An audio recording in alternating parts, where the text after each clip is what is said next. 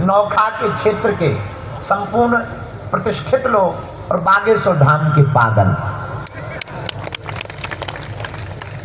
जो जहां जहां विराजमान है, हम आप सबको सिया राममय सब जग जानी, करो प्रणाम जोरी जुग पानी। हम उस भूमि पर आए हैं जहां संत दुलाराम जी ने गौ सेवा करके इस भूमि को पवित्र किया है। हम उस भूमि पर आए हैं जहां कभी शंकराचार्य जी आते, तो कभी कोई आचार्य आते, तो कभी कोई मंडलेश्वर आते, तो कभी कोई महामंडलेश्वर आते, और तीनों भाई बड़े इल्ली विल्ली बने हैं। कभी पूनम जी पकड़ लाते, तो कभी शंकराचार्य जी को नरसिंह जी पकड़ लाते, भंवर जी बीच के बीच में राजस्थान वाले पूरे महात्मा ले आते।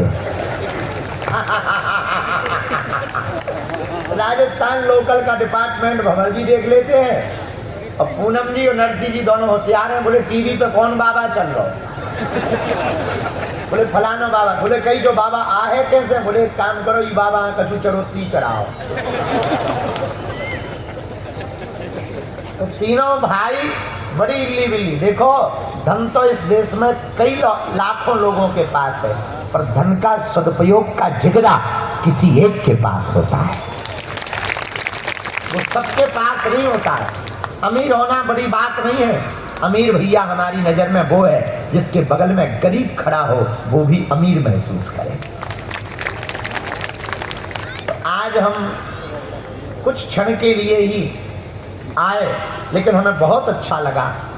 तो भगवान की बड़ी कृपा है कि भवन के इस उद्घाटन समारोह में श्री पूनम जी के निवास ऐसे सुस्त टाइप के क्यों बैठे, जैसे पिट गए हो?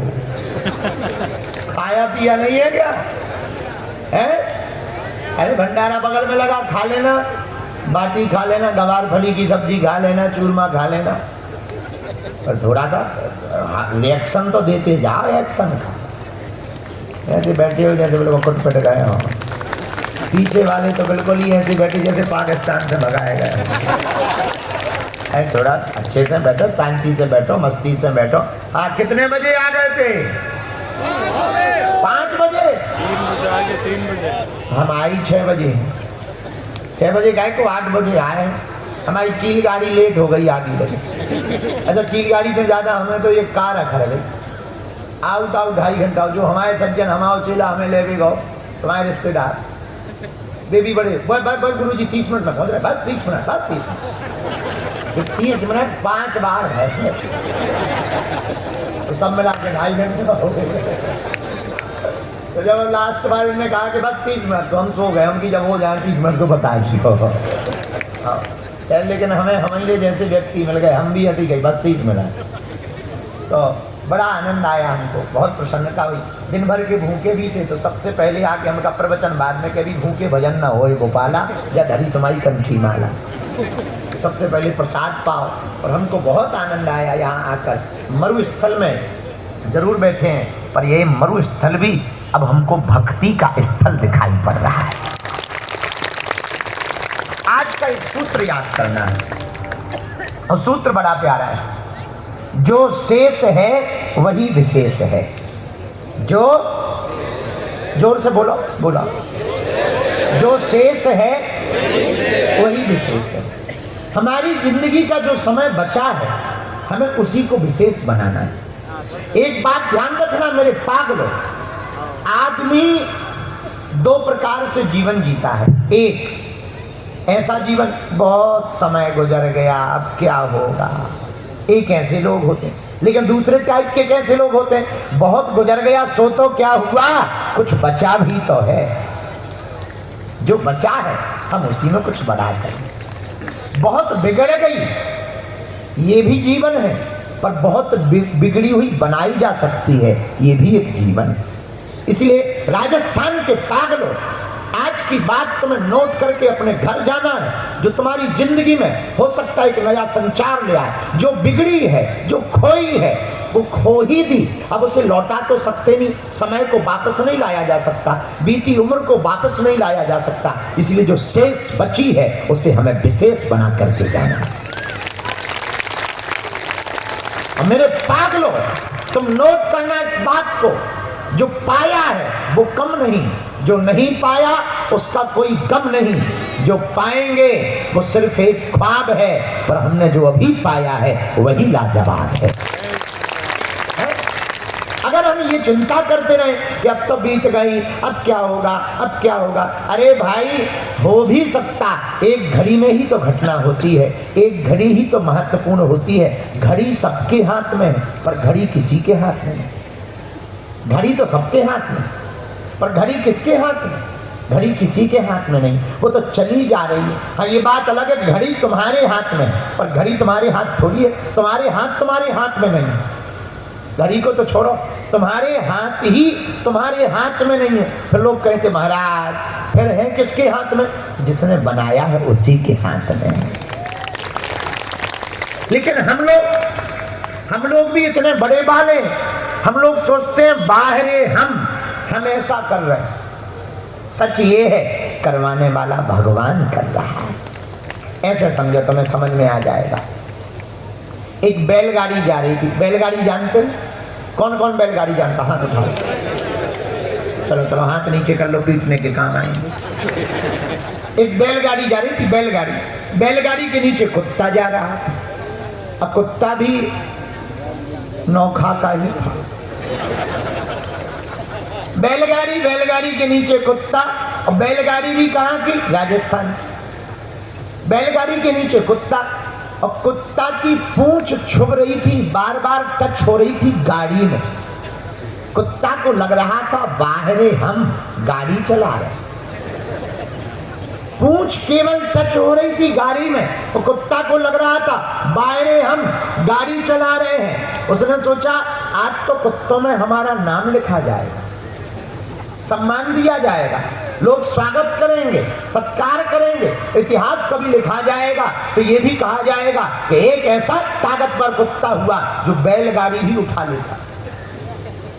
लेकिन बैलगाड़ी तो कोई और चला रहा है। कुत्ते ने सोचा जरा चेक कर ले हम ही चला रहे हैं कोई और। अगर हम रुके और गाड़ी रुकी तो फाइनल है हम ही चला रहे हैं। किस्मत की बात, कुत्ता रुका, गाड़ी का पहिया एक पत्थर में अटका, गाड़ी रुकी, कुत्ता को लग गया हा अपन ही चला रहे हैं। अब तो और फुल कॉन्फिडेंस में मर गया।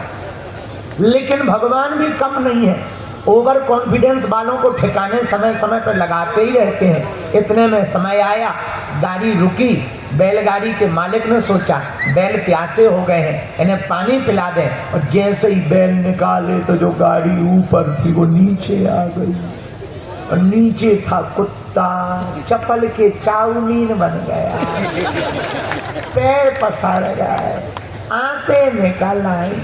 तब कुत्ते को समझ में आया ये तो हमारा भरम था, ये तो हमारा वहम था, चलाने वाला तो कोई और था, हम तो माध्यम बने घूम रहे थे। ऐसे ही जिंदगी है, जिंदगी को चलाने वाला कोई और होता है, हम लोग तो खुद पर भ्रम कर लेते हैं।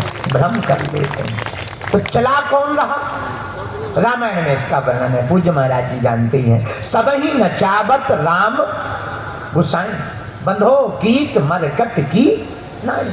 सबको राम जी नचा रहे, राम जी सबको नचा रहे, तुम्हें भी नचा रहे तो हमें भी नचा रहे। हम सब राम जी के बंदर हैं। किसके बंदर हैं? अरे जोर से तो बोलो। राम जी के बंदर हैं। लेकिन मेरे पागलों, बंदर हैं पर एक बड़ी विचित्र बात, क्या हम लोग टेंशन में जी रहे। क्यों जी रहे? क्योंकि टेंशन ले ली है। हमसे एक आदमी बोला गुरुजी तुम हंसते रहते हो, कारण क्या है? हमने कहा हम टेंशन लेने थोड़ी आए, हम तो देने आए। लेते हैं ही नहीं, हम तो देते हैं। अभी जहाँ हम राजू दादी जहाँ थे मुंबई में भिवंडी में, वहाँ पर एक सज्जन बोले आपने यहाँ मठ क्यों बनाया? हमने कही हमने सुना है यहाँ 60% है ऊ वाली। समझ जाओ, अपने पवित्र मुंह से नाम क्यों ले रहे हैं?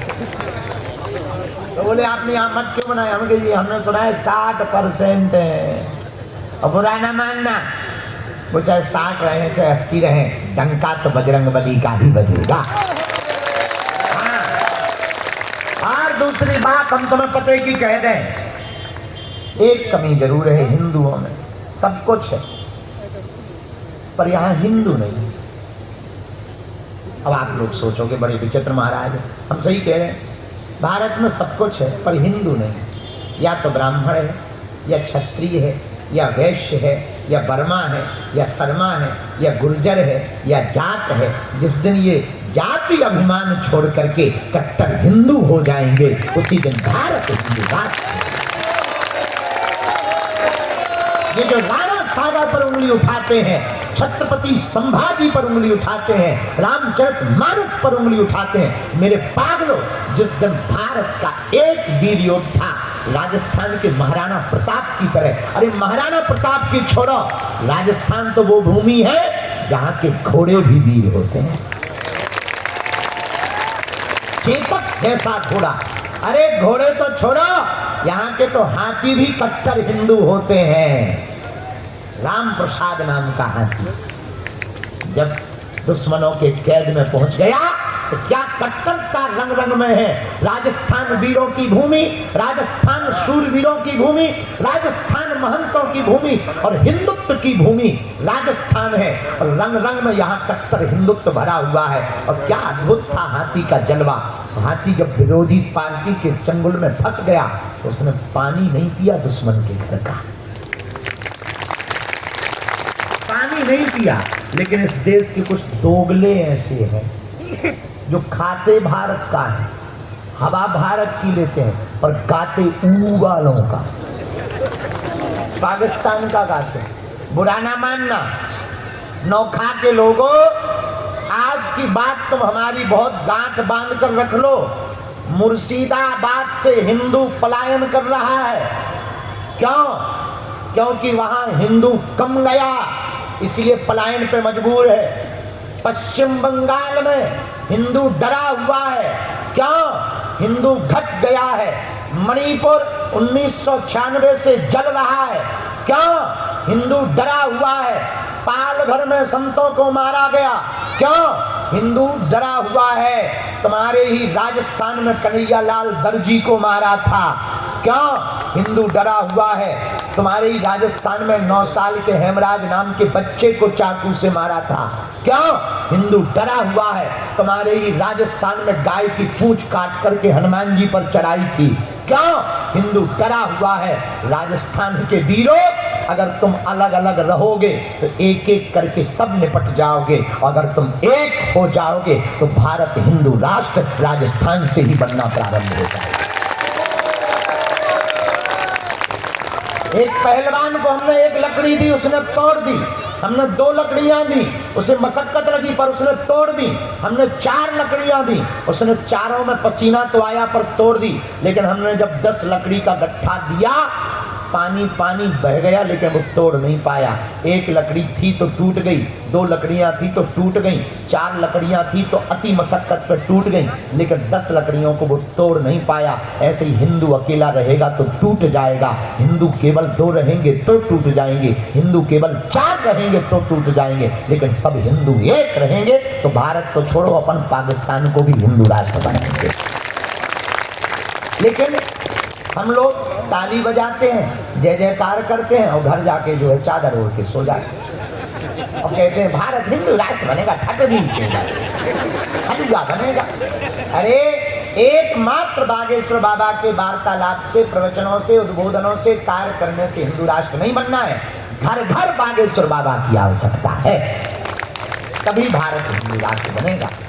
तो एक बात तुम पते की सुन लो, रामचरितमानस, गीता, श्रीमद् भागवत, ये हमारे जो सनातन के सदग्रंथ हैं, ये हमको कुछ ना कुछ नहीं, बहुत कुछ जीने की शिक्षा देते। जीना सीख भरने, कहीं से भी शिक्षा उठाई जाती है। अब देखो परम पूज्य श्री क्षमाराम दास महाराज जी ने कितनी अद्भुत बात कही कि जब तीनों भाइयों के सामने कहा कि ये तीनों भाई हैं, तो तुरंत बात काट के बोले नहीं नहीं तेरा है। और क्या जमाना है, ये रामचरितमानस पर जीता हुआ परिवार। भाइयों का प्रेम ऐसा ही होना चाहिए जैसे राम जी और भरत जी का। धन्य है राम, भरत के लिए राजगद्दी क्या है, वनवास को स्वीकार करिए। आज के जमाने में मान लो हम लोगों में से कोई होता तो पता है क्या कहता, रात को राजा बनने की घोषणा हो जाए और सुबह हो जाए कि तुम्हें बन जाना है, तो तुरंत कहते हैं ऐसे कैसे जाना, हम कोर्ट जाएंगे पर बन नहीं जाएंगे, हाई कोर्ट जाएंगे पर बन नहीं जाएंगे, सुप्रीम कोर्ट जाएंगे पर बन नहीं जाएंगे। पर धन्य है राम, भ्रातृत्व प्रेम का आदर्श स्थापित प्रभु श्री राम करते हैं। वो कहते हैं भरत को राजगद्दी पर बैठाओ, हम वन में जाकर के रहेंगे। एक ये राम है जो अपने भाई के लिए गद्दी को त्याग देते, एक कलयुग के भी भाई जो गद्दी के लिए और संपत्ति के लिए भाई को त्याग देते, भाइयों को त्याग देते। पर धन्य है श्री पूनम जी, भंवर जी, नरसिंह जी, आप तीनों बहुत धन्य हैं। हनुमान जी की बड़ी कृपा है। हम तो अपने बालाजी से यही प्रार्थना करते हैं कि इस परिवार को किसी की नजर ना लगे, ऐसे ही एकता बनी रहे। सन्यासी बाबा और बालाजी ऐसे ही कृपा बनाए रखें ताकि पूरे राजस्थान में उदाहरण प्रस्तुत हो सके कि भाइयों का प्रेम देखना है तो भैया नौखा क्षेत्र में नरसिंह जी, पूनम जी और भंवर जी के परिवार को देखो। और ये जब संदेशा पूरे राजस्थान में जाएगा तो निश्चित रूप से कई भाइयों को एक साथ रहने का। अच्छा, कुछ भाई ऐसे भी होते हैं, बात उठ गई तो बोल, अच्छा तुम्हें जल्दी तो नहीं है, हम सबकी सामूहिक अर्जी लगा देंगे, ठीक है, हमें भी वैसे जल्दी नहीं है, हमें कौन सा रोटियां बनाना है।